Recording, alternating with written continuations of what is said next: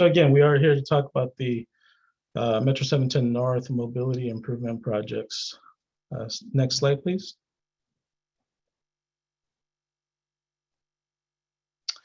We'll be providing you a project history of the Interstate 710 and State Route 710 and the 710 mobility improvement projects and how they came about.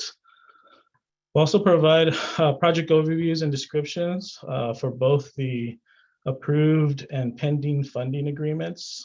We will review the comments that came out of the March 17th, 2021 City Council meeting and the efforts that staff has made since then, results of those efforts.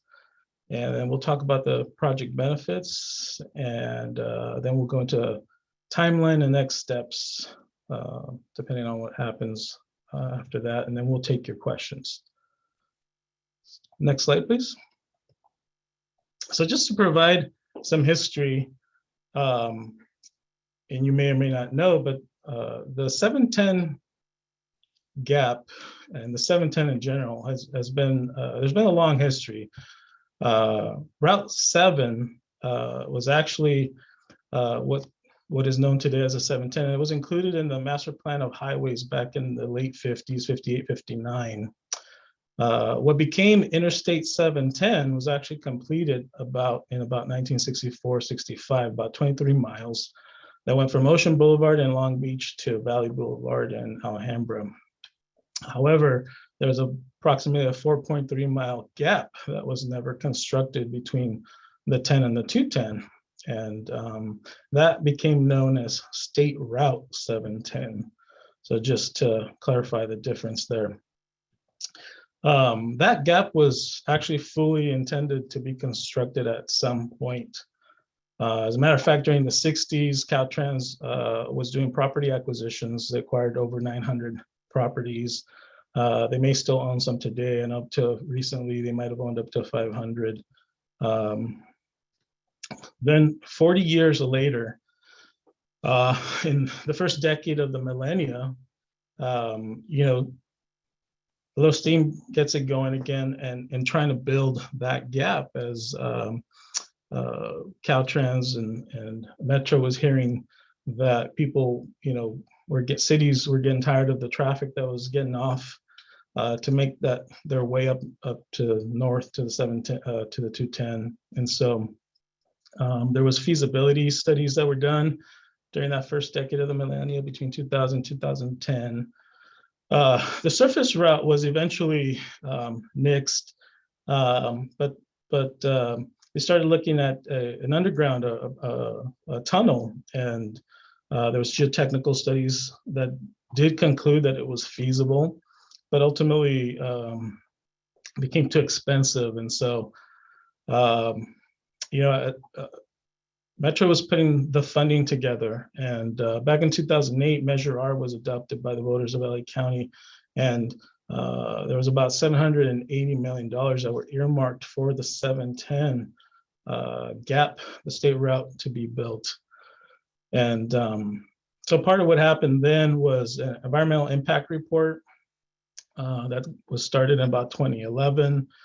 That analyzed different alternatives. So it analyzes if you build the project, if you don't build the project, and then some other alternatives such as traffic system management, traffic demand management, transit, high-speed transit, and other alternatives like that.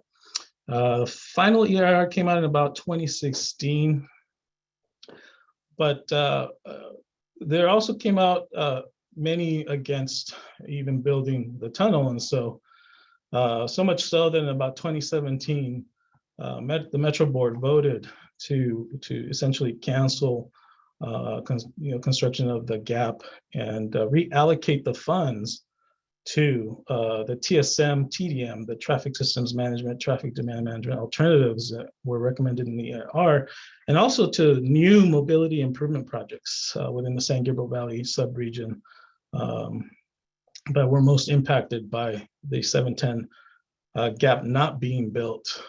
And so, again, most of that funding was Measure R, but it was allocated to the 710. Next slide.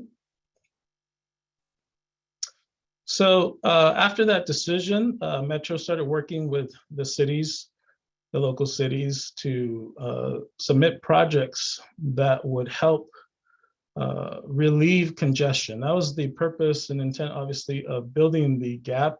It would have taken the traffic that exits off the freeway and taken it up north. But now, since they weren't going to build it, they needed to help the local cities to relieve congestion, relieve traffic, improve traffic flow, create some capacity in the local arterials and throughout the cities. So in 2017, Monterey Park submitted projects based on those requirements. And in 2018, Metro approved the first round of projects, which included 5 projects for Monterey Park. In 2019, there was a second call for projects. Monterey Park submitted 2. 1 was approved. And then in 2016, 3 of the funding agreements were approved by the council, and then afterwards executed both by the city and Metro.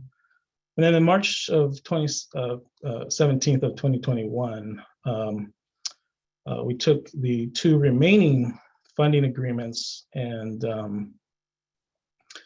we took the 3 agreements. Again, 1 was approved and 2 were tabled for more information.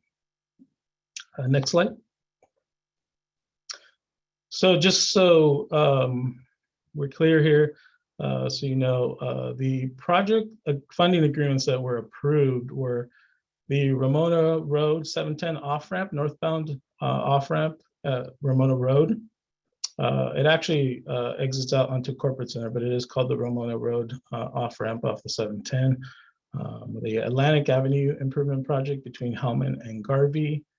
A Garfield Avenue Improvement Project between Helmand and Hilliard. And the Adaptive Responsive Traffic Signal Improvement Project from along the corridors of Atlantic, Garfield, and Garvey. And 2 funding agreements are pending approval. And that would be the Garvey Avenue Improvement Project and the parking structures. Next slide. So I'll go over the project descriptions and project overview of the projects that were the funding agreements that were approved. Next slide.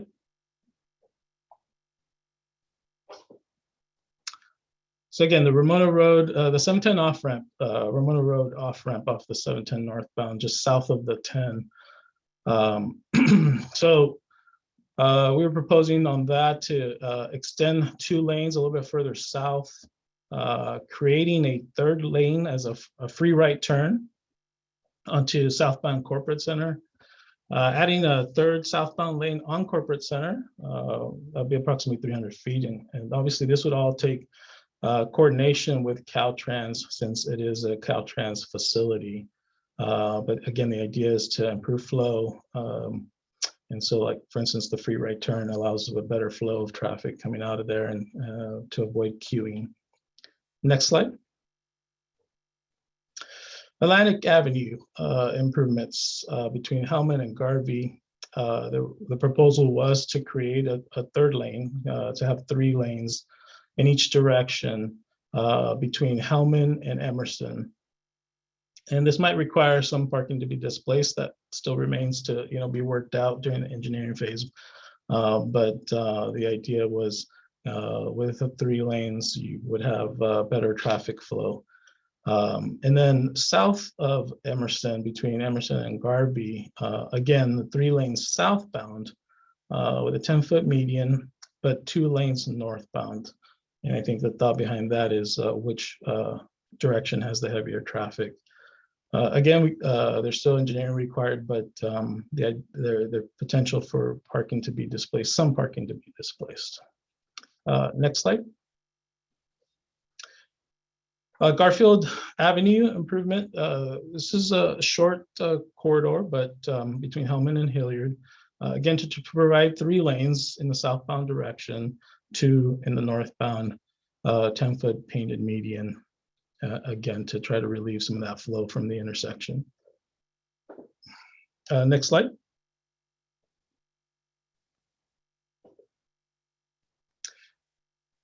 Fourth project that's funding agreement that's been approved is the adaptive responsive traffic signal improvement project along our major arterial corridors, Atlantic, Garfield, Garvey. And there's potential to add some corridors depending on funding, but this would install adaptive traffic signal control systems, which are a little bit different than the traditional traffic controllers, which work off timing. And there's a lot of features that can be done with timing, and you can even coordinate corridors, but adaptive traffic control systems look at the demand, and they look at the amount of vehicles that are coming from the last intersection. So they actually communicate with each other. And so we think this would improve traffic flow, reduce congestion. And also this would allow us to upgrade all the traffic signals to have current, meet all current standards for traffic signal design. Next slide. Next, we'll talk about the funding agreements that are still pending. And I know these are probably the ones you're most interested, at least right now, based on the March 17th meeting. So next slide.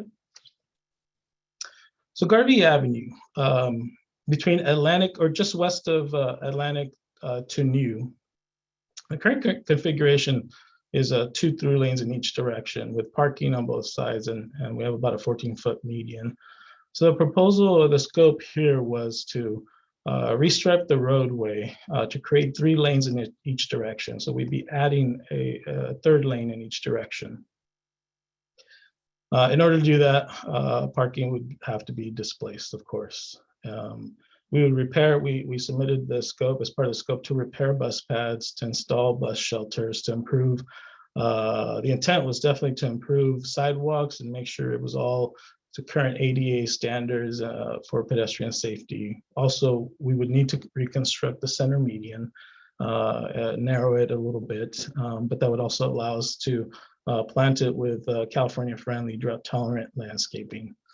And all this work would be within the existing curb to curb and existing right-of-way. There'd be no widening that would be involved, no physical widening of the curbs or the right-of-way. And next slide. And then finally, we have the parking structures. I did mention that there would be parking that would be displaced, and so in order to relocate that, there would be parking structures that would need to be constructed. And so the proposal was to construct 3. City's intent would be to construct at least 1. It has to be justified, obviously, with how much parking is actually being displaced. And currently, the only real feasible location is the existing parking, surface parking lot that the city owns at 109 Lincoln. The full parking lot actually goes from Garfield to Lincoln, behind the commercial businesses there. But the idea was to locate it kind of at that corner of Lincoln and Garvey. If you see the image here, you have Garvey Avenue on the left and Lincoln down below. So the entrance would be off of Lincoln into this parking structure. The parking structure, of course, would include elevators, ADA parking spaces. We would install electric vehicle charging spaces that have all the appropriate lighting to be safe day and night. We include bicycle racks to try and promote bicycle use, and of course, landscaping and potentially some green space of some sort. As we work through the design, we'd figure that out. It include installing wayfinding signage throughout our streets to be able to direct people to the parking structures.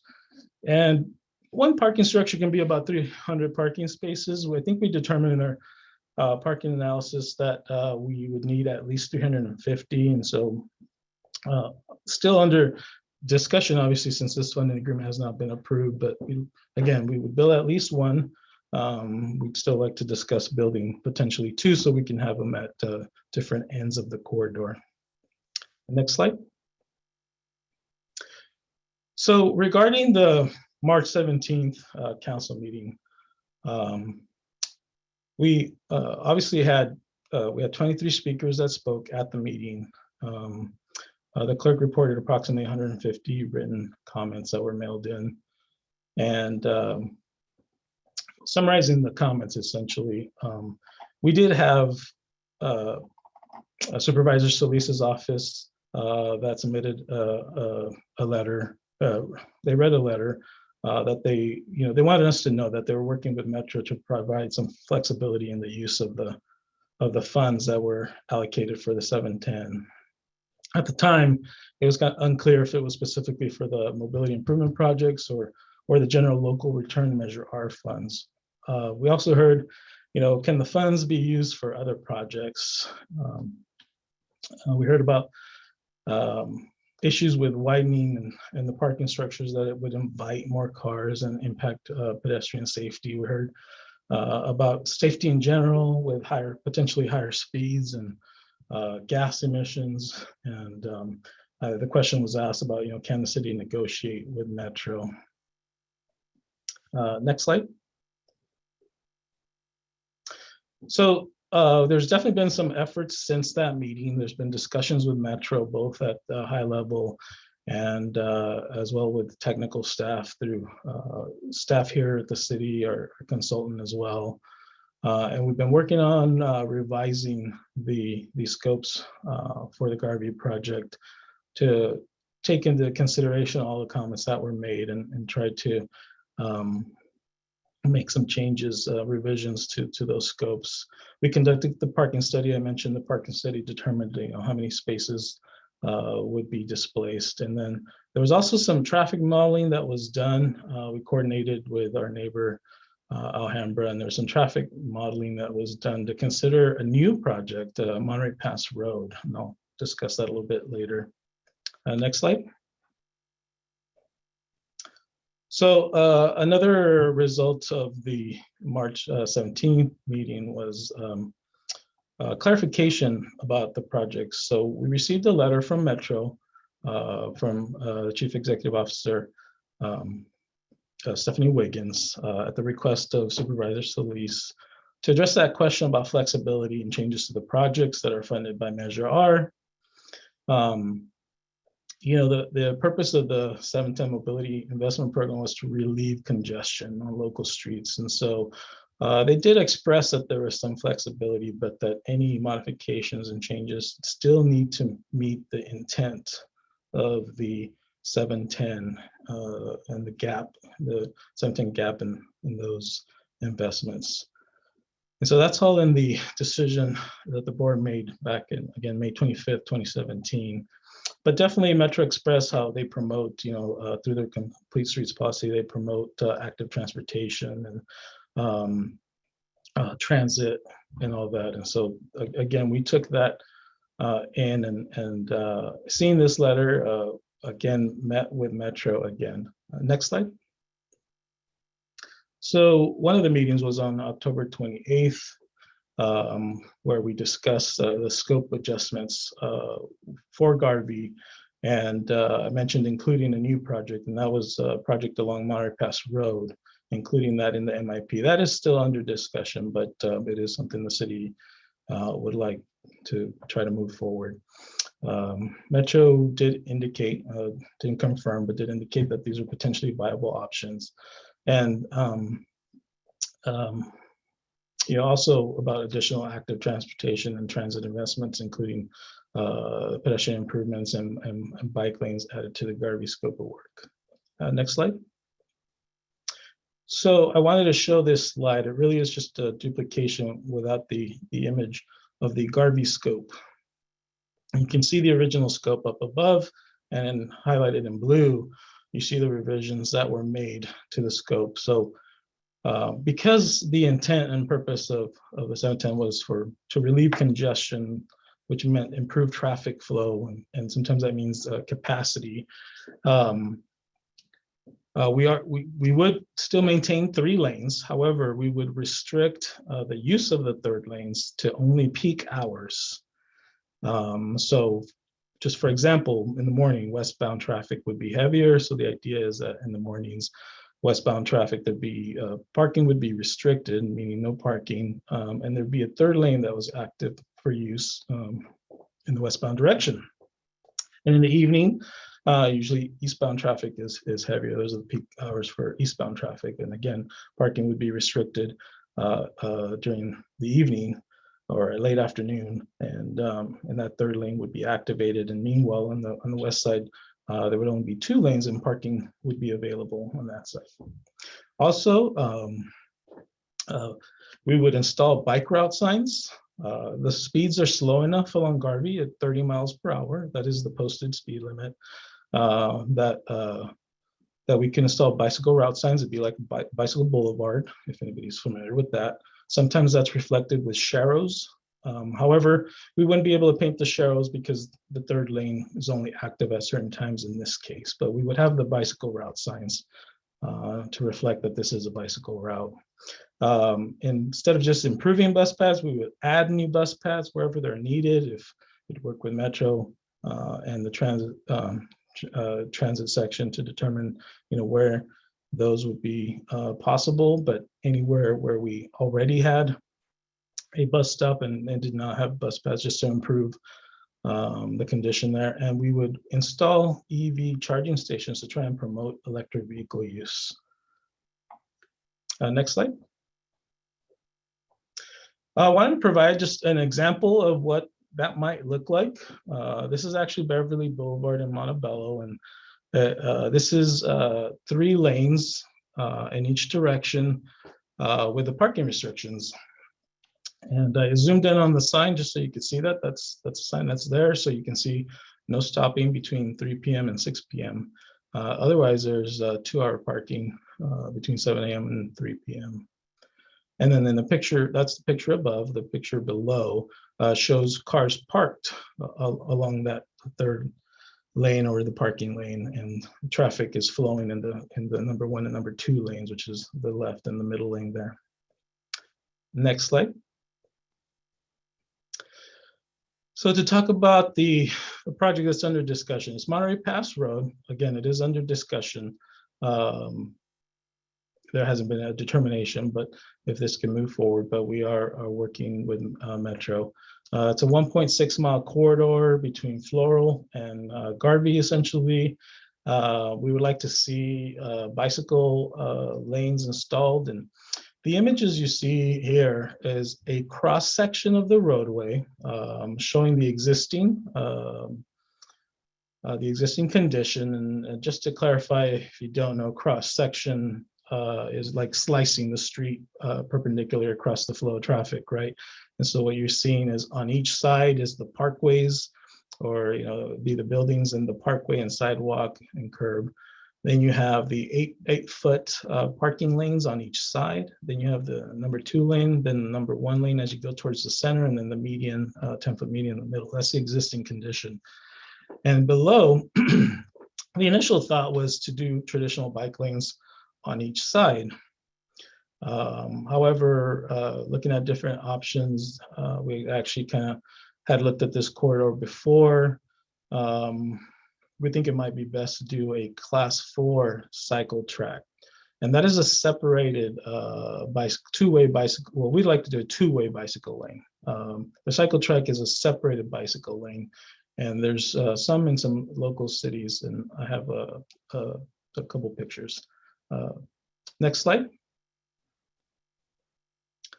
So these are considered 2-way class 4 separated bikeways, or cycle tracks as they're called. The picture in the upper left would probably more closely resemble to what we think might fit in that corridor. That way you don't have to have the bicycles on both sides of the streets impacting the traffic that comes out of driveways and all that. So you take it all to one side. A couple things to note: some of the new standards for bicycle lanes allow, or not sure, it doesn't require, but it's recommended that the green paint is added at all conflicting points. So any driveway exits or across any intersections. In the picture on the upper left, you can barely see it at the bottom.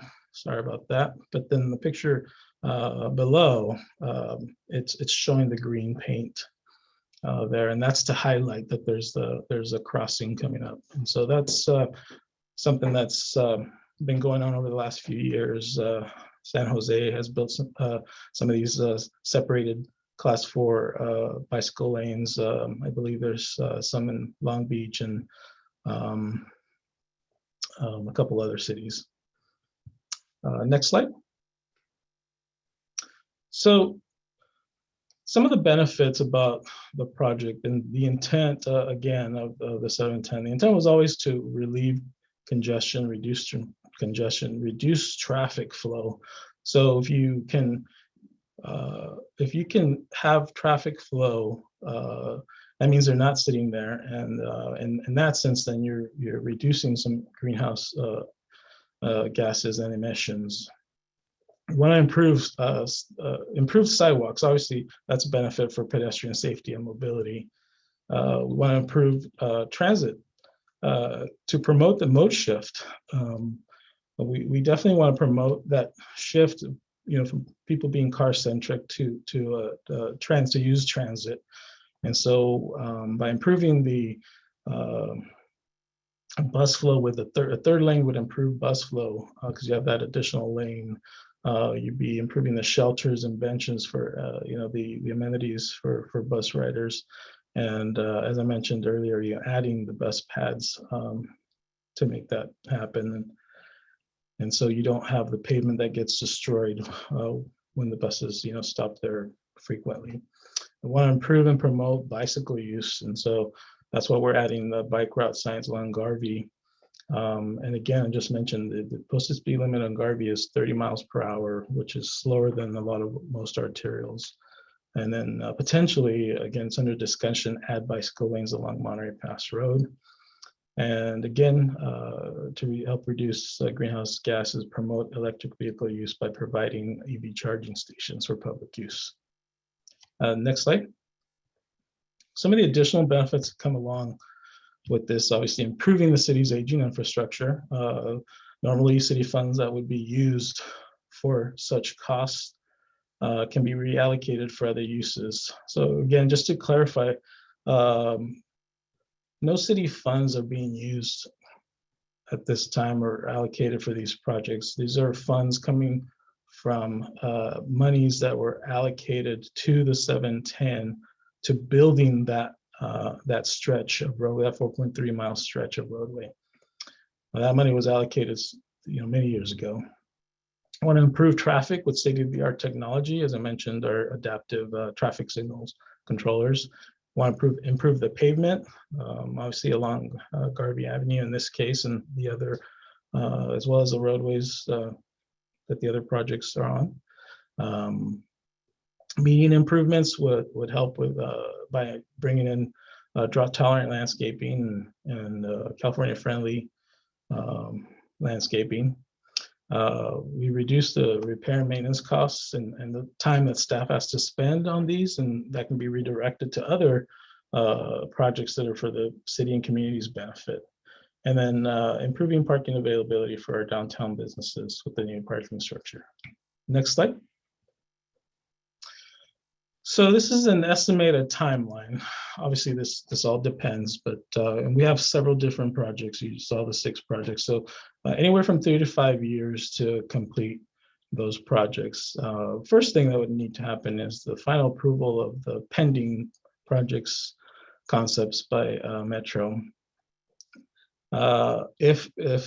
When that happens, we would take these back to City Council, and so you would actually have an opportunity to speak at City Council once the funding agreements go back. Then, if approved by City Council, the funding agreements will be executed both by the city and Metro. It'll take about a month, maybe 2, probably less, but then we would go into project development, which would be about 6 months. We go into the PA and ED phase, which is project approval and environmental documents for the project. So just like 710 needed to do an environmental impact report, we do look at what environmental impacts there are and try to mitigate those, or if there is an impact. After that, we put out an RFP for design, which would take a little bit of time. And then we would go into the design, which would be about 12 months. And,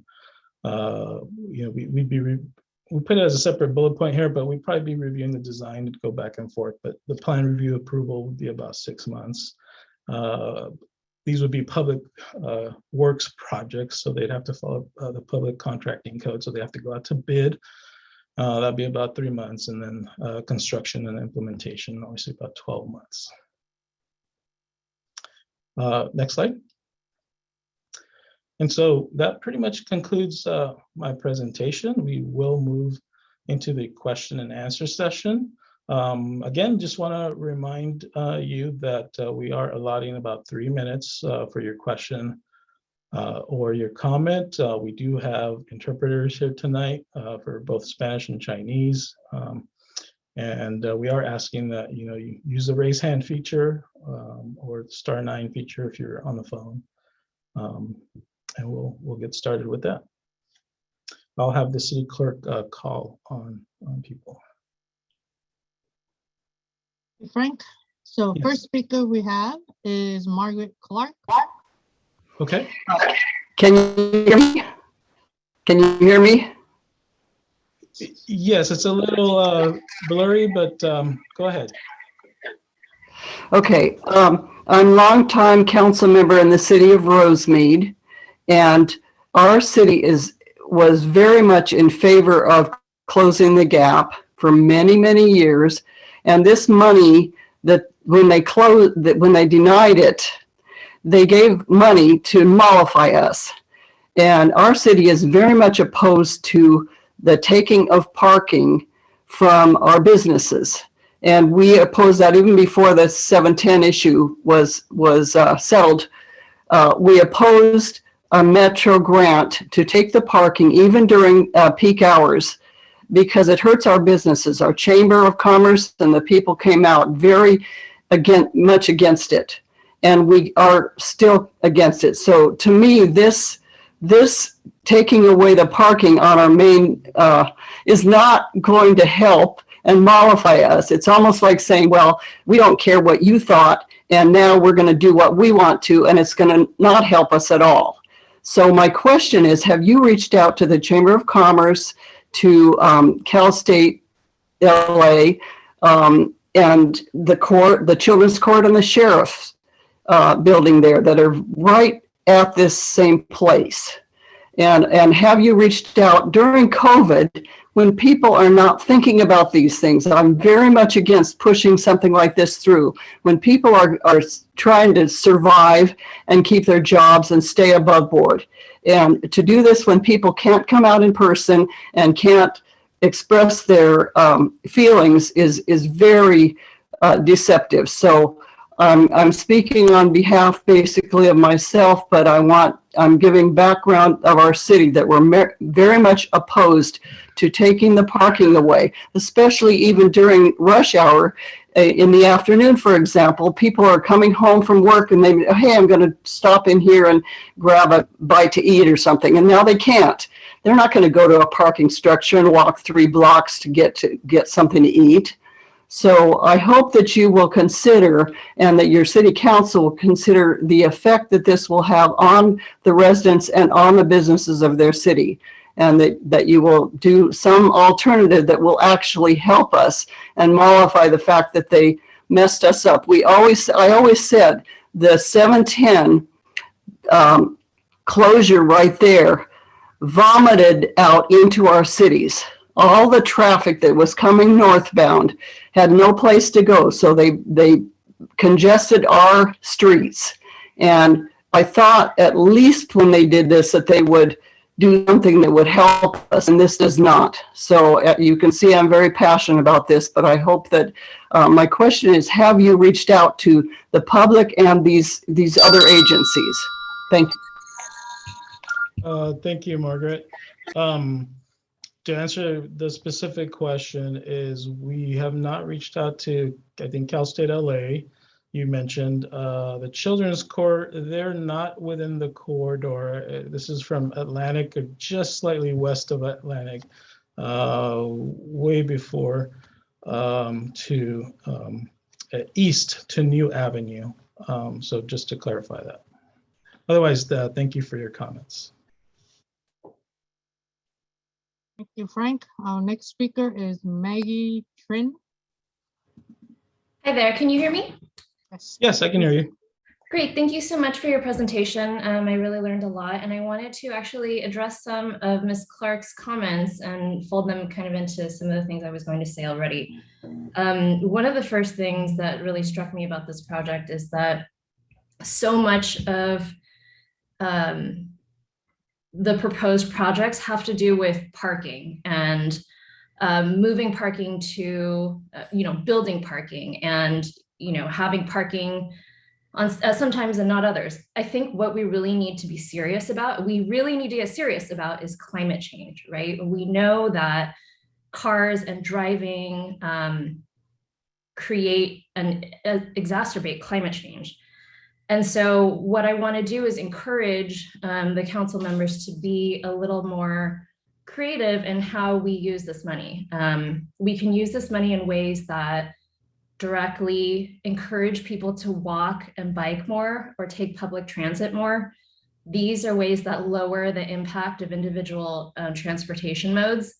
And I strongly disagree with the notion that parking equals better for business. I mean, we've seen during the pandemic, certain cities have shut down whole streets. So you can't even drive there. You have to find somewhere else to park, or you're maybe encouraged to walk or bike there instead. And those businesses have seen an incredible boost. You have outdoor restaurants. It's a place for people to gather. It's a community building space. And I would encourage the council, city council, to think about spaces that can be, treated this way, and to support that with limiting parking, not encouraging people to drive, not encouraging people to park and just have to walk a couple of feet. It's healthy for people to walk a block or two or three. I mean, anyone who's lived in a big city could tell you that. The more we widen lanes or add lanes and encourage, traffic flow, the more people will decide to drive. And it's not going to really make that much of a difference. We've seen with highway widenings that when you add a lane, more people decide to drive. And so I don't think that adding lanes is the answer. I don't think that adding parking is the answer. And I do strongly support the Class 4 bike lanes. I think they're a great improvement over the Class 2, and I would like to see that happen as soon as possible. Thanks so much. Thank you, Maggie. I don't think I heard a specific question, but thank you for your comments. Thank you. Next speaker, we have Jesho Yang. Hi, good evening. First, my name is Jesho Yang. I want to applaud the city for incorporating bike lanes for the Monterey Park Pass Road. Really happy to hear that there's consideration for bike lanes from the fronts. I also want to provide public comment to oppose the current proposed project of adding additional lanes by taking away some of these street parking. I mean, and also spending $60 million on free parking garages. While I understand that there is a strong interest in relieving congestion and revitalizing businesses, we shouldn't do this at the expense of public safety and environmental degradation. The folks who will be served by lane expansions are residents who don't live in the city or peruse the city. A lot of these folks would just get off from the freeways to go onto local roads that may be faster to get to their final destination thanks to apps like Google Maps or Waze. They aren't coming to the businesses at Monterey Park. And additionally, this comes at a cost for residents because they have to deal with more cars going through their city. Children and the elderly have died on Atlantic Boulevard. These are the folks who don't have access to their own vehicles. I also want to add that the Business Improvement District Association Committee, who requested the road expansion and the parking garages, has retracted their support for road expansions. Taking away street parking for additional lanes will certainly hurt businesses that rely on street parking. As for parking garages, I really do see this as a huge opportunity loss. if you want to generate more businesses in your city, you will have more bang for your buck if you invest in walkable and bikeable areas. If you look into studies on cities that invest in more for pedestrians and bicyclists, you will see that more businesses flocked to those locations with those similar improvements. Furthermore, more business revenue was generated per dollar with those investments. And so I asked the city to reinvest in projects that really encourage safety and increase business revitalization. This could be repairing potholes, fixing sidewalks, purchasing more shade trees to make it more pleasant to walk around. I know I've heard that the funds could be used for capacity improvements. I don't really see that fitting with parking garages in that category, to be honest. I just want to reemphasize that we just cannot afford to create more projects that harm and even cause the loss of life for residents. And since this is a Q&A question or session, I do want to ask, since March 2021, has the Monterey Park City staff reached out and met with Hilda Solis's staff to discuss alternative projects? And I wanted to ask how many people provided public comment during the city council meeting for the capacity improvement projects in December of 2020, because I remember there was only myself at the meeting, and then there was one other person, but I wanted to see if there was other people that were there since millions of dollars was up for a vote. Thanks for taking my questions. Thank you, Jesho. To answer the last question for December, I don't have the numbers, but I want to say that we don't think there was much communication at the December meeting when the first 3 projects were approved. At the March meeting, I think I mentioned there was 23 speakers and about approximately 150 written comments. And yeah, generally the majority were opposing the projects. But at the time, you mentioned it, there was support from the bid. But if you're saying they're retracting that, we haven't received any communication to that effect. But and then yes, we've been in touch with Supervisor Solis's office. If you noticed, I included the one of the letters that was sent on at her request by Metro to clarify, what modifications can be made to the projects. And so that's what we were trying to do, to incorporate. We felt we had some already active transportation features in the projects, but we wanted to enhance those. And so that's why we talked to Metro, and especially after we received that letter, we got in and kind of, okay, we want to do more. So just to answer that question. Frank, next speaker, we have Jennifer Tang. Okay. Hi, can everybody hear me? Yes, we can hear you. Wonderful. Thank you so much, Frank, for this presentation for tonight and for taking the time to have this town hall. I wanted to share some comments to help city staff, council, and our community understand the stakes at hand in considering these projects. The sound of a human body in a car making contact is not a sound anyone should ever hear. On October 22nd, it was a crack, the snap of a wooden cane, and a horrible thud as an elderly man hit the pavement on Atlantic Boulevard, only 200 yards from another accident that killed an 18-year-old earlier that week. Almost every year, you hear of at least one story of a person hit by a car in Monterey Park. You learn to drive on high alert. My husband and I were driving right next to the car that hit that man. It was dark. We barely saw him, but we saw the light reflect off his wooden cane. So my husband leaned on the horn to slow people down, and I hit the emergency lights. But it was dark, and the car next to us was going fast, and it was too late. My husband rushed over to help the man. He wasn't moving. I called 911. The sirens were there in less than 90 seconds. I looked up to see if there was a street light there, and there wasn't one.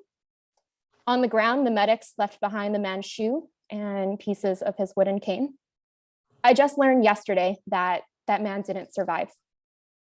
I thought about the teenage boy who was killed in 2019, how it was also during rush hour in the darkness around a blind turn.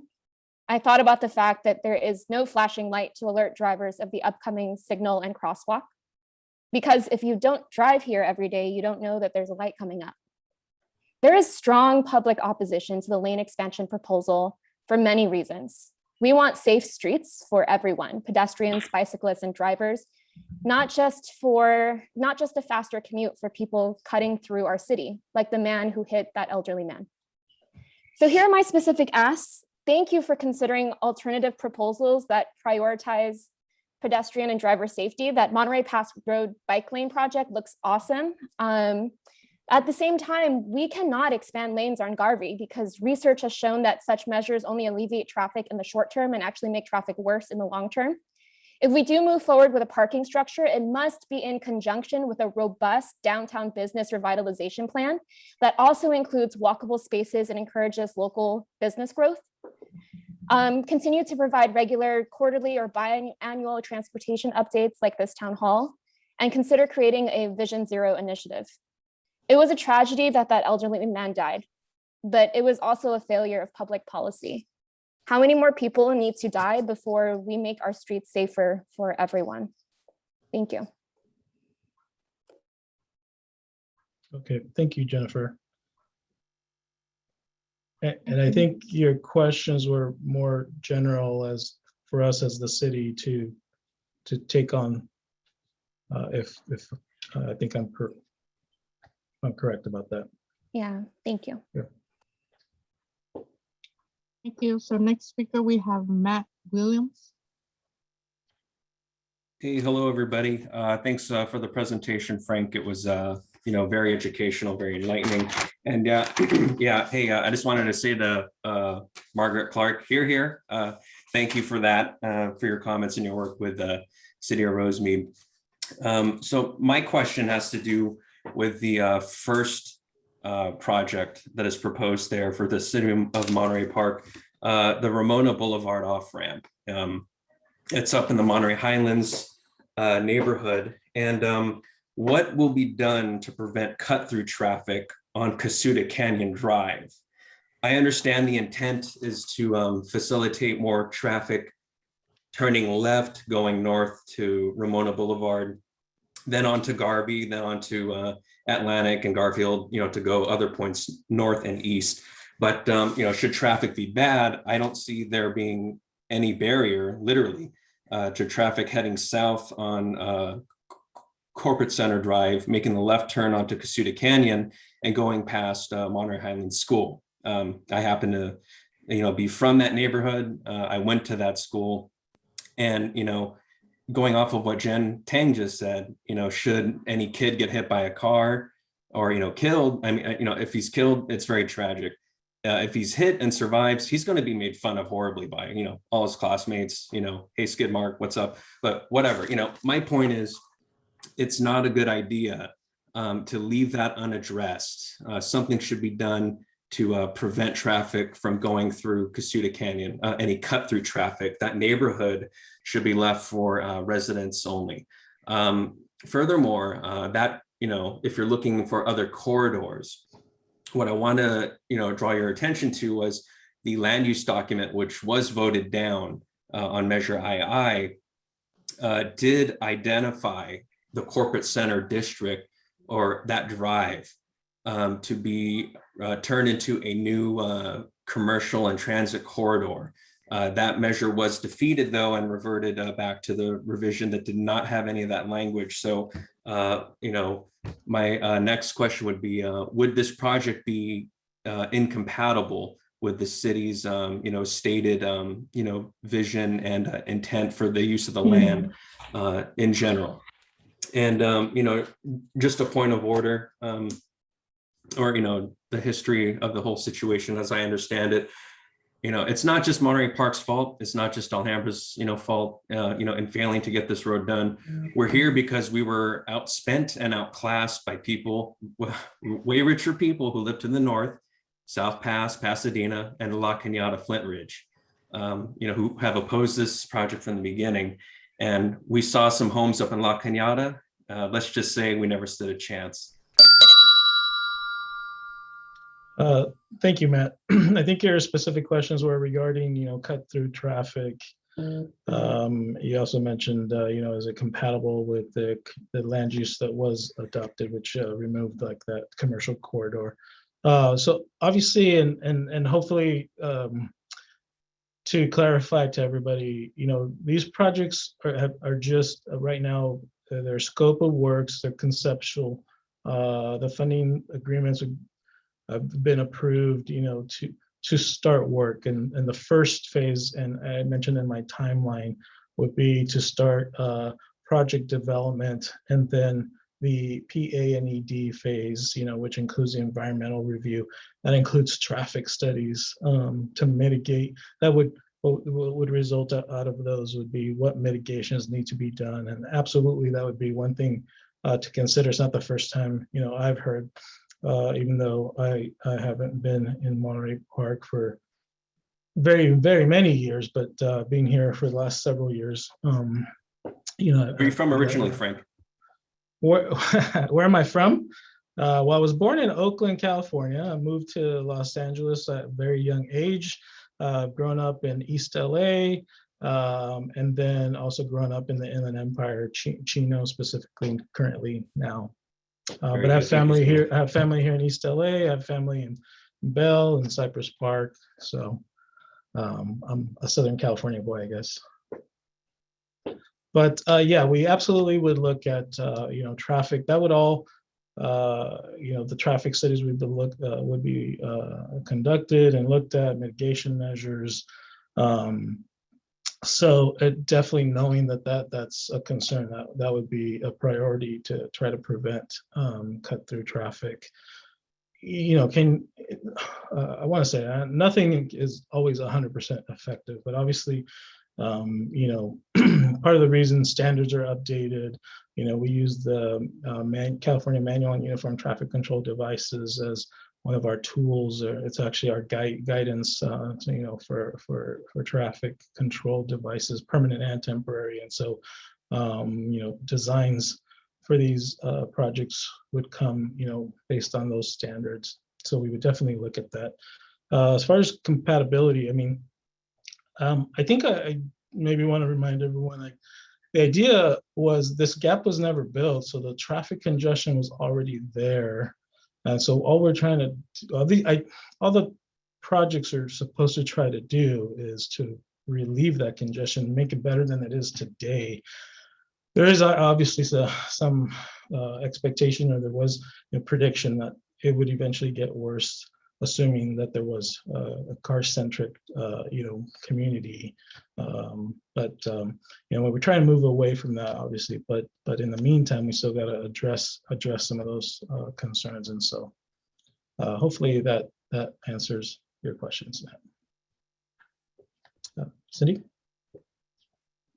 Along, next speaker, Edwin Sun. Hi. I strongly oppose the Atlantic and Garvey projects, as well as the parking garages. I'm going to group my objections into 4 areas, and then I will ask a question. Firstly, this project will not alleviate traffic problems. Street widenings and lane addition projects are very common practice in American cities. As such, they're heavily studied and their effects are very well understood. In Los Angeles County in the past decade alone, there have been dozens of street widenings and highway widenings, which have only led to more traffic and the same congestion that we've long lived with in the LA region. 2, this project will endanger pedestrians, bicyclists, and indeed motorists. For 30 years, 3 of my grandparents lived in retirement homes in Monterey Park before their health forced them into nursing homes elsewhere. As immigrants from China who came here as seniors, they didn't have driver's licenses, and their only transportation options were walking and biking and busing. And I really urge you to consider their needs as pedestrians who are not clad in metal when they're moving around. So I urge you to think about their needs as well. A related point is that brick and mortar retail are dying all across America. We're talking about business revitalization, and this trend of dying brick and mortar retail is driven by the growth of online retailers like Amazon. Monterey Park city officials need to start understanding that structural change in the retail business is what's posing the great challenge to business revitalization. It's not parking and it's not congestion. If you look at actual successful retail clusters, those are increasingly characterized by what you might call experiential retail. Retail that is maybe more walkable, more aesthetically pleasing to the customer. We're talking about commercial strips like Old Town Pasadena, Santa Monica's 3rd Street Promenade. Those are actually holding up a lot better than a place like Monterey Park, where you're pursuing a very, let's just say it, out of date and very traditional way of trying to get out of this. And it's just not going to help you compete against Amazon. Finally, this project will heavily set back Monterey Park on its climate action goals. Monterey Park has committed to a 20% reduction in its greenhouse gas emissions over a 10-year period starting in 2012. But considering the increased traffic flow that we can expect from these lane addition projects, we know that a large amount of carbon emissions will result from your decisions. So I have a question either for Metro or for City of Monterey Park staff. Have you considered studying the greenhouse gas impacts of your so-called mobility improvement projects? And how will those impacts factor into your decision-making on whether or not to greenlight these projects? Thank you. Thank you, Edwin. Well, I mean, I can't say that I specifically have looked at any studies and that we have conducted any studies, but having read through some of the language in the EIR that was conducted for the 710 and also through the decisions of Metro when they decided to reallocate, the goal was again to relieve congestion, improve traffic flow, and the thought is that by reducing the amount of congestion and having traffic move, and again, it's the idea is that this is the traffic that has already been congesting our streets because the gap has never been built, that would improve and reduce greenhouse gases. But you know, that's definitely something that we can look into more. Yeah. Next speaker, Vincent Chang.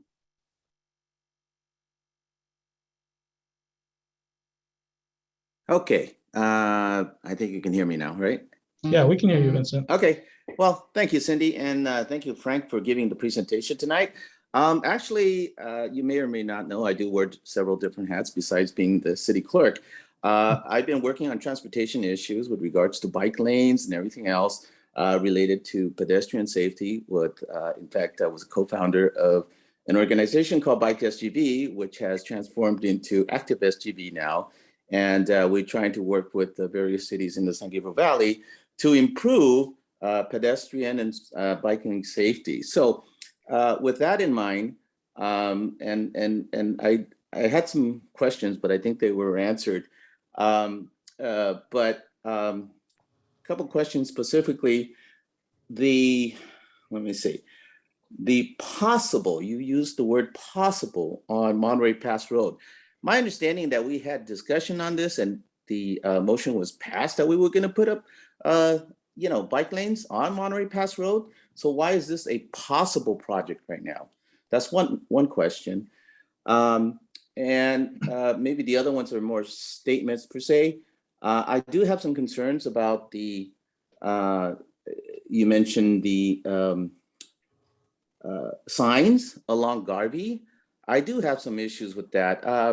It is legal to ride on any streets, in California. So you technically don't really need a sign to ride. It's nice, but the fact is it doesn't really help in terms of, protecting a cyclist. Now, for those who ride regularly, I don't think we have an issue with being on the street. However, in Monterey Park, a lot of our bike riders are actually senior citizens, middle-aged senior citizens.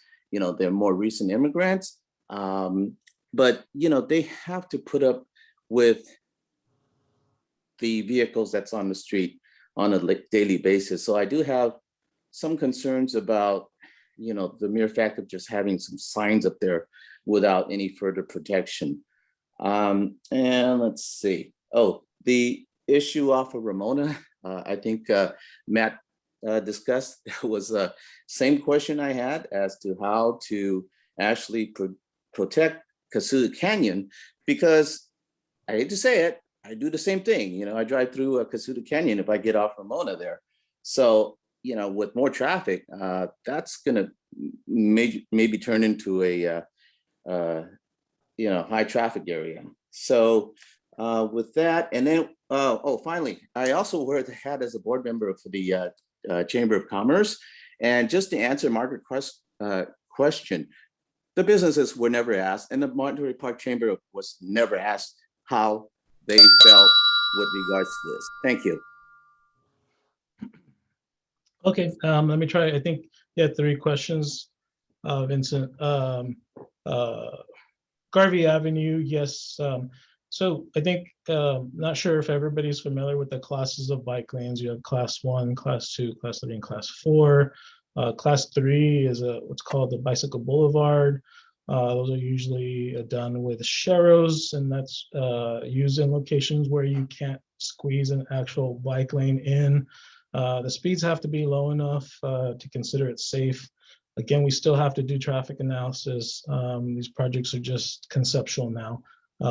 So that would all be looked at, but the idea, we're requesting that Metro, if we can show that it would be safe, then we would put the bicycle route signs. And again, it's to promote the bicycle use along that corridor. It would become, again, a bicycle boulevard, and that's a class 3 bicycle lane.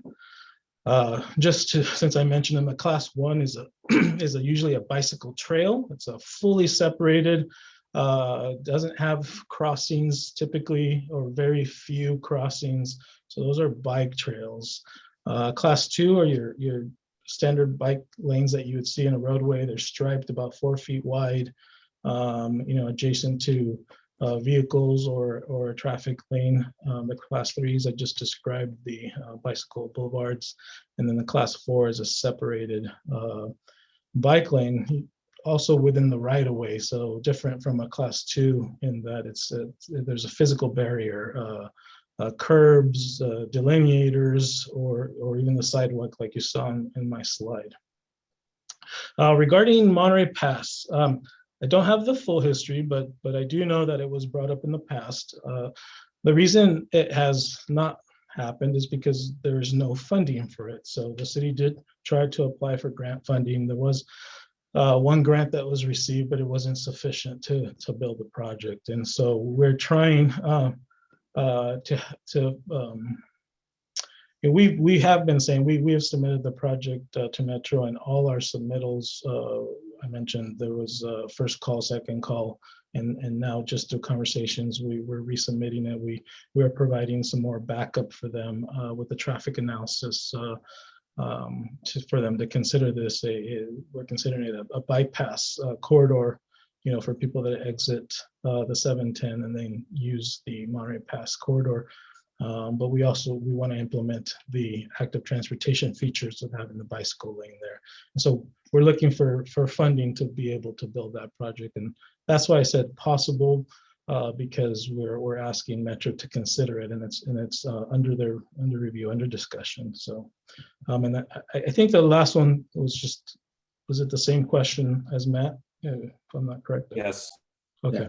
So I think I've answered that. Again, there'd be traffic studies that would be done, knowing that this is a concern. We would definitely look at that and make sure that we mitigate that to the extent possible. Thank you. Thank you. Thank you, Frank. Just a quick reminder. So the community meeting is 7:30 to 8, and we're coming up on the 8 o'clock hours. And so we still have 6 individuals that would like to speak. So we're not taking any more speakers for tonight. So Bill Lam will be our last speaker. So Okay. next speaker, I have Cathy Cole. Hello, good evening. Can everyone hear me okay? We can hear you, Cathy.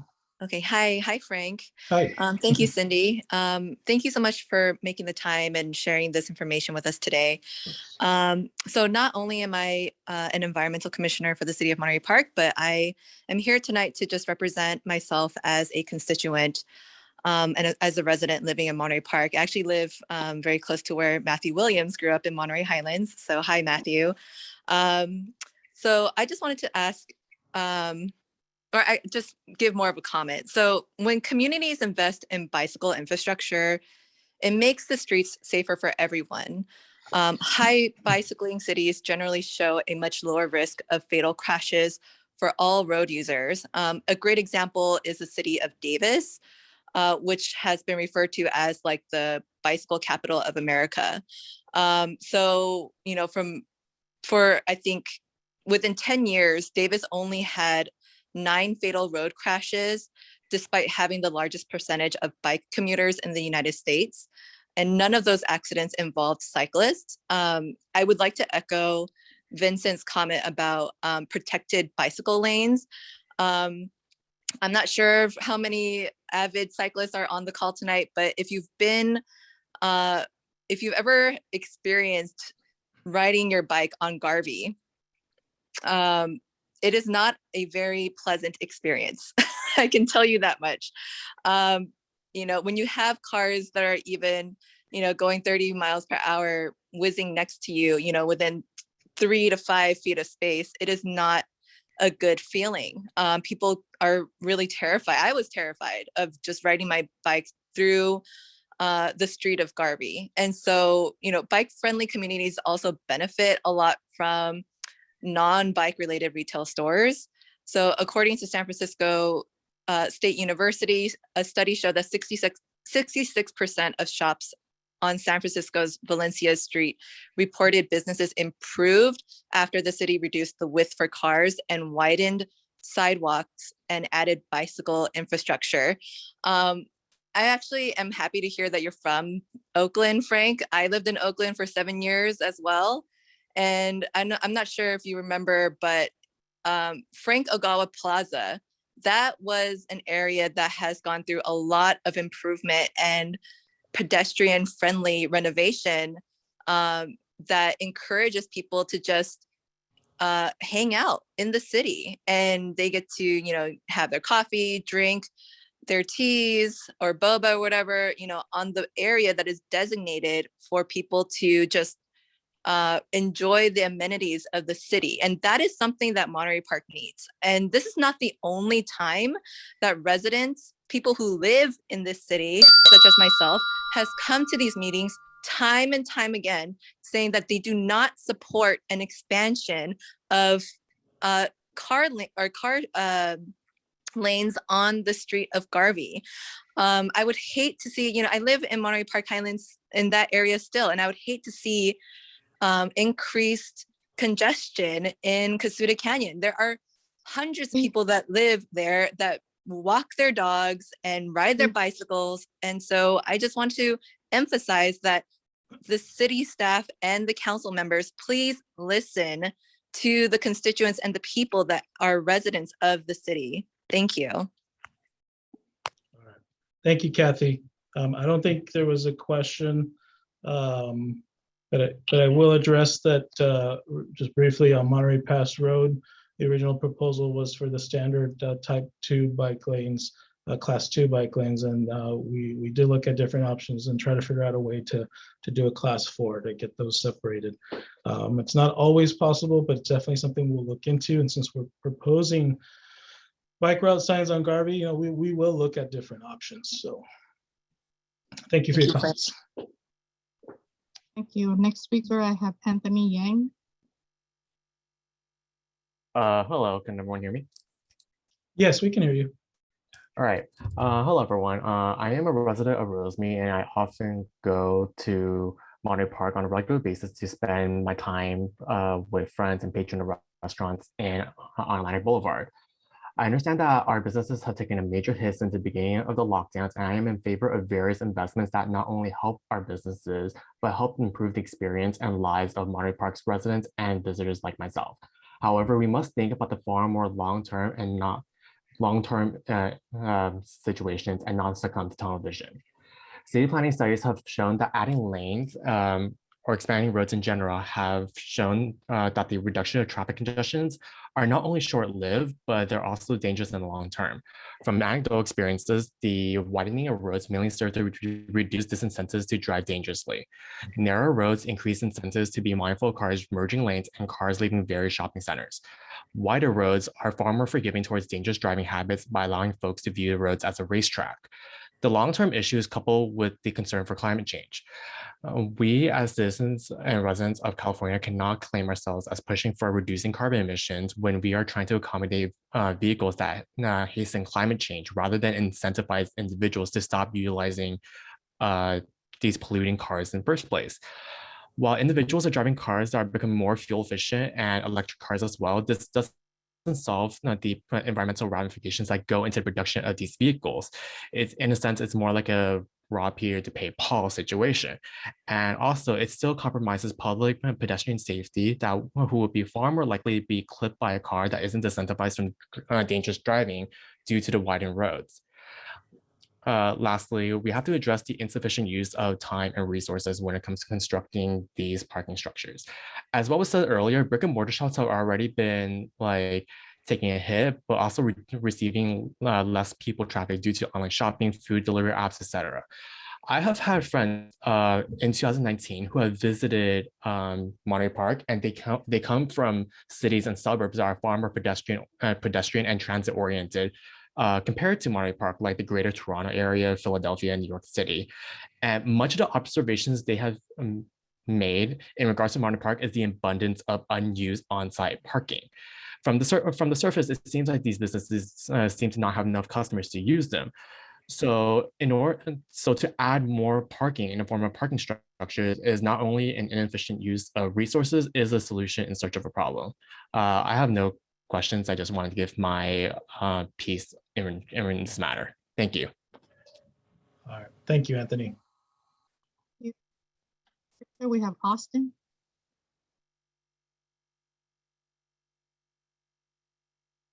Hello, good evening. My name's Austin and my family drives, takes a bus, walks, and bikes along Garvey, Atlantic, and Garfield. So I'm opposed with adding travel lanes in our community. Honestly, I don't think traffic in our city is even that bad.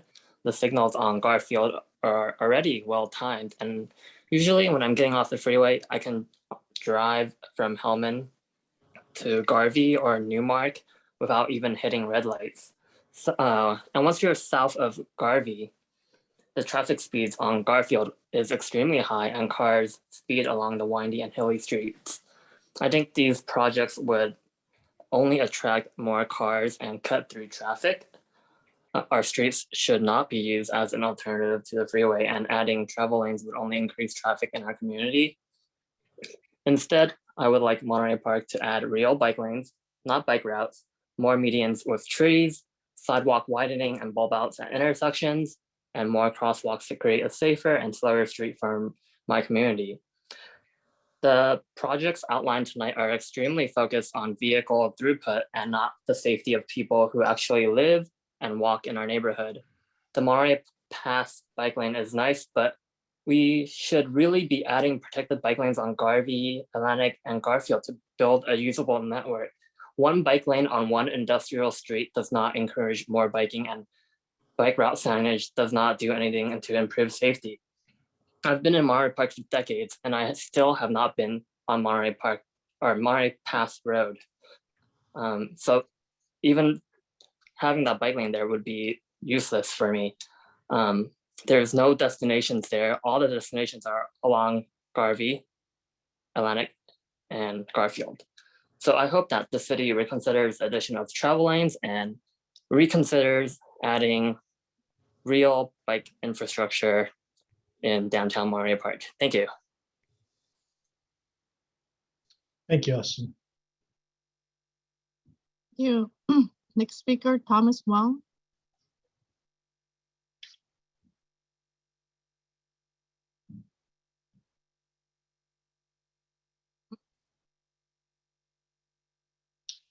Hello, Thomas, you there? To you. Angela Shen. All right, we'll try. We can't hear you, Thomas, so we're gonna move to the next one and see if you can come back on a little bit later. Angela? Hi, everyone. Can you all hear me? Yes, we can hear you. Okay, my name is Angela Shen, and I care deeply about the well-being of my neighbors. Garvey Avenue is already dangerous for pedestrians and especially elder folks. elderly folks. Adding more lanes to downtown streets and taking away street parking would be detrimental to the well-being of all Monterey Park residents, as it would further endanger pedestrians, cause more air pollution, and thus impact overall public health. Also wanted to add that adding a parking structure would be detrimental to public safety, as well, as the FBI has released studies that parking structures are one of the most dangerous places in cities and attract crime. And I also wanted to add that adding more lanes to Garvey would mean that Monterey Park will be moving backwards in terms of addressing climate change. Instead, I suggest the $100 million can be invested into projects that would be a net positive for all residents and the environment. And echoing everyone who has spoken in public comment, this includes protected bike lanes and improving pedestrian infrastructure. I also wanted to ask, Frank, would you convey to the council that community opposition to the vehicle projects was unanimous tonight? Sure, yeah, if that's the case, which I know it's generally that way, we will definitely include that in the staff report. Thank you. Thank you, Angela. Yeah, Angela. We'll try Thomas again. Hey, can you hear me? We can hear you now, Thomas. Perfect. Okay, sorry about that. No problem. And thank you to Frank and to the staff for putting this opportunity together for us to comment. I have some disjointed thoughts and questions. Hopefully they make sense. I just echo kind of some of the sentiments that have already been expressed in terms of my skepticism about expanding lanes as a way to solve traffic congestion, particularly if some of these lanes and the streets are connecting to other parts of other cities neighboring us that have not expanded infrastructure. And I think that it will just cause additional bottlenecks if we're expanding ours in surrounding areas or not. And in addition to other arguments that have already been made in terms of induced demand and how expanding street lanes will not really solve traffic. But do appreciate the opportunity that the city is looking at expanding bike and pedestrian safety investments along some of these major corridors. The Monterey Pass Road kind of proposal sounds very, very promising. Question there would be, are we in the process of developing a kind of larger scale master bike plan to make sure when we are creating bike lanes that they're actually connecting the places people are going to go and helping commuters actually get from place to place, and working with our neighboring cities to make sure that these bike paths will actually go somewhere where people will actually utilize the investments that are being made to create bike paths and dedicated bike lanes in our city, that they connect to places people actually want to go, so they'll use them. Along Garvey Avenue and some of the parking, I understand some of the concerns around parking and parking structures. I actually support building parking structures. If you go to Pasadena, even Main Street in Alhambra, and a lot of these other lively places that I think many of us like to visit, a lot of that development and the density in terms of the retail and commercial aspects there are enabled by off-street parking that is facilitated by parking structures, large parking structures for that matter. And I would support that, but I would make sure, I would encourage, and I think it was mentioned in terms of EV charging being a significant part of on-street parking and the off-street parking, and hope that will be implemented as part of those solutions. I hope you'll comment on that in terms of what specifically you were thinking in terms of EV charging and opportunities there. And quickly, kudos on and hope to see median improvements and additional drought tolerant and water-wise landscaping that's put in, replacing existing kind of not water-wise landscaping that exists in a lot of our medians. And again, just quickly echo additional investments where we can to make more pedestrian friendly and bike friendly and safe opportunities for people to move around the city. Thank you, Thomas. To answer your question regarding bicycle master plan, the city doesn't have its own bicycle master plan, but we adopted the San Gabriel Valley bicycle master plan. And I guess this is probably a good opportunity to mention, Monterey Pass Road is not the only thing we're working on with regards to active transportation and bicycle lanes. Unrelated to this, there's a project along the Potrero Grande corridor. And we applied for Metro's Metro Cycle 1 active transportation. It's called the MET, Metro Active Transportation Cycle 1 grant, and are working through the funding agreement. But that would be about $6 million from Metro and some funds from the city to improve the bicycle corridor that's in that master plan, extending all the way from Rosemead. We're actually partnering with Rosemead, Montebello, LA County, to go all the way from our westerly limits along First Street, connecting to Atlantic and Riggin. Riggin is a bicycle boulevard that was done several years back, but connecting it at Markland, and then to Potrero Grande all the way into through LA, unincorporated LA County, South San Gabriel, and then into Rosemead. So just to give you another project that we're working on. And then of course, we definitely in the future want to continue working on connecting these bicycle paths and making that possible.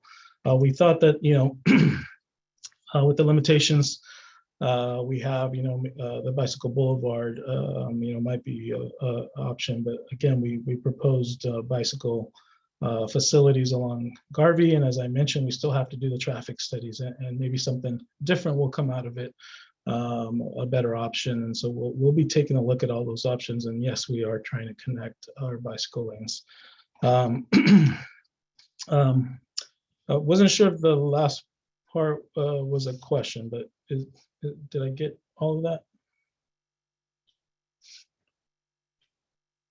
I think that was the main question. Hopefully I got it. Frank, just if you could comment on your thoughts on EV, or what you meant in terms of. Oh, EV charging station, sorry. Yes. Well, our thought is to actually install EV charging stations, yes, along both the roadways and in the parking structure. And so especially those were added in during the rescoping because when we decided we're proposing options, right? And if Metro approves the options, then we can do it. So if we have only restricted parking during the peak hours, then that means there's parking at other times. And so the EV charging stations will be along the roadway as well as in the parking structure. Thanks, Frank. And just a quick question. I mean, if the third lanes that we're talking about are only dedicated as for traffic part of the time, is there any opportunity, or could we just make those into dedicated bus lanes during rush hour so that bus traffic can move more quickly and you can leave the other two lanes for actual car traffic as opposed to just a general traffic lane? That was definitely a thought, Thomas. We can look into that further. It was talked about. I think we landed on, again, trying to relieve also vehicle congestion. And so we thought the third lane will definitely facilitate the transit system, the buses, but we weren't sure we wanted to restrict them to buses only, but it has been part of the conversation, and we can visit that. Again, we can take a look at that during the traffic analysis portion of the project. So hope that answers your question. Thanks for being here tonight. Appreciate it. Next question. And next we have Bill Lamb. Hello, can you hear me? Yes, we can hear you, Bill. Okay, so I think the presentation is great, and one of the important parts that I have in mind is that since Monterey Pass Road is on the list, so I'm okay with the bike lanes on some of the streets that were impacted, and as well as the sidewalk improvements, but not not adding another lane for cars. But in terms of sidewalks, Monterey Pass Road, like the majority doesn't have like you know, a sidewalk on both sides. And if you intend to like build a sidewalk on Monterey Pass Road, will it be like really like ADA compliant and in as well as the bus stop where like I've seen a few bus benches that they don't have like some kind of a shelter, you know. Are you gonna like plan to build it on Monterey Pass Road? And another part is the 710 off ramp on Ramona. If you're adding like 2 or 3 lanes, I looked at that, I visited that area, and there's a Spirit bus stop like south of the intersection, which it both sides don't even like have a sidewalk. So are you gonna like plan to build a sidewalk at the Spirit bus stop on the 710 off ramp on Ramona? Because like there's like no sidewalks on the Spirit bus stops in both directions, and also regarding about the ADA compliant on the wheelchairs who wanted to catch the bus. And lastly, instead of adding another lanes on streets, it would have been better if you like moved the funding into like, you know, public transit, because since Metro's Next Gen was adopted, there used to be a Metro bus service on Monterey Pass Road. But since then, there's no other bus service except for the Spirit bus, which was currently suspended due to COVID-19. Line 250 used to run on Monterey Pass Road, but then it was shifted over to Eastern.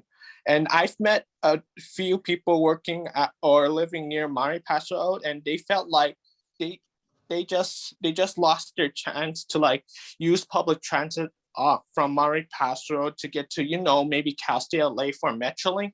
And so I feel like you guys should like consider talking with Metro by bringing back a Metro bus line to serve the needs of the people on Monterey Pass Road, as well as Fremont Avenue between 10 Freeway and the South City border. So those are my comments. Thank you.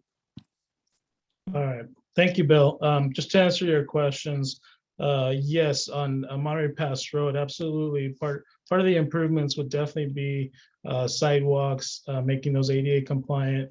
That would be definitely part of the project, connecting all the sidewalk. There's bits and pieces of sidewalk and it's inconsistent, but that absolutely would be part of the project. We want to make it safe again for pedestrians, for bicyclists, and that actually even improves the safety of the drivers, because it gets the bicycles off the road and the pedestrians in a safe location, and then the traffic can flow easier.